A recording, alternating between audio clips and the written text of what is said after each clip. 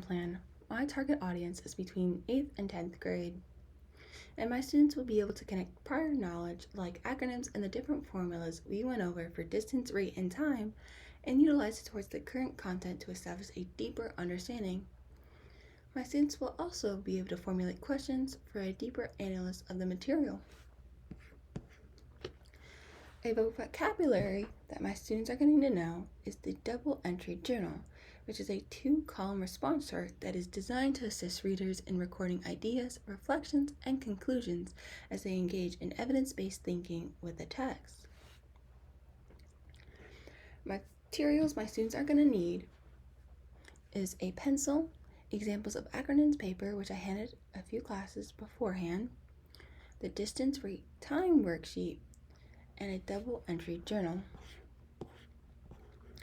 In the start of the class, I would give my students the distance, rate, and time worksheet in a plain piece of paper, then show the students how to fold the plain piece of paper to make a double entry journal. Once all students fold the paper, I would explain what I want them to write on each side of the double entry journal. On the left side of the double entry journal, I want the students to jot down questions before, during, and or after reading the word problem that they believe would be good questions to ask other students. Then on the right side of the double entry journal, I would have the students answer the question, how would answering these questions help the students understand how to solve the problem? I would advise my students to look at the acronyms cubes and use it as a guide towards formulating questions if necessary. Now let's take a look at the question or word problem I would have my students look at. They would look at the word problem that's labeled number 1, which is Sam left Houston traveling 82 miles per hour. Mary, to catch up, left some time later driving at 91 miles per hour. Mary caught up after 7 hours. How long was Sam driving before Mary caught up? Now, this word problem has several questions students can ask themselves in order to solve the initial problem down here.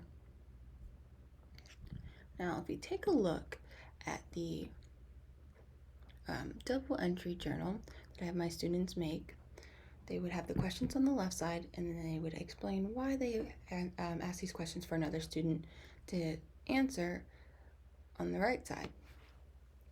Now, before I have students work independently, I would give them an example of how to ask a question, as well as why I decided to ask this question for another student to answer. The example I went with was, what is the information that is missing? And I explained this would help a student figure out what he or she is looking for.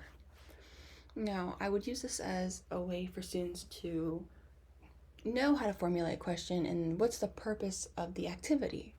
And if students are still not really understanding it, I would give out another example, which is what is the formula that is needed to solve the problem or find the missing information. And I went further along to explain that this would help the student know how to solve the problem using the formula. This formula will explain the steps towards finding the answer. Now, students are supposed to be using the prior knowledge that we went over a while ago on the distance, rate, and time worksheet.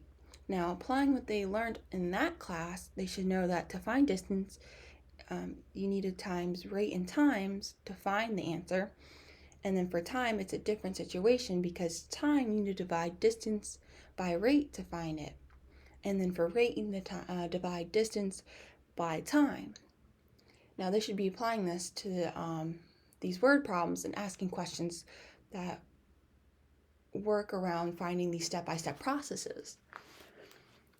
After formulating these questions on the double entry journal, I would like them to work in pairs to compare each other's questions and answers. Now, they're supposed to be finding differences and similarities and learning new ways to ask questions and understand how to solve the problem. And once I feel like there's a good discussion going on, I would have students answer my essential question for the exit ticket. Now, my exit ticket would have the essential question, how can asking questions before, during, and or after reading a word problem be beneficial when trying to solve a math problem? And students should be able to answer this, because this would prove they understood the lesson of the class, and students would be able to explain why asking questions before, during, and or after reading a word problem could give a better understanding of how to solve a problem or word problem. And then for homework, I would have students make a double entry journal again and take that home to finish the worksheet. And this would be a good practice on how to kind of like break down how to solve the word problem, and asking these questions would give them a better understanding of what are the steps needed to get to answering the question that the word problem is wants them to answer. And then in the start of the next class, I would have students we would either go over some of the questions, or we would go over, I would prefer the exit ticket, and I would kind of choose students that I knew had the answers that were correct on the exit ticket, so those who were struggling can hear what those other students can have to say. And this would help give them a better understanding of what the purpose of the lesson was and how to ask these questions to get a better understanding if they feel stuck.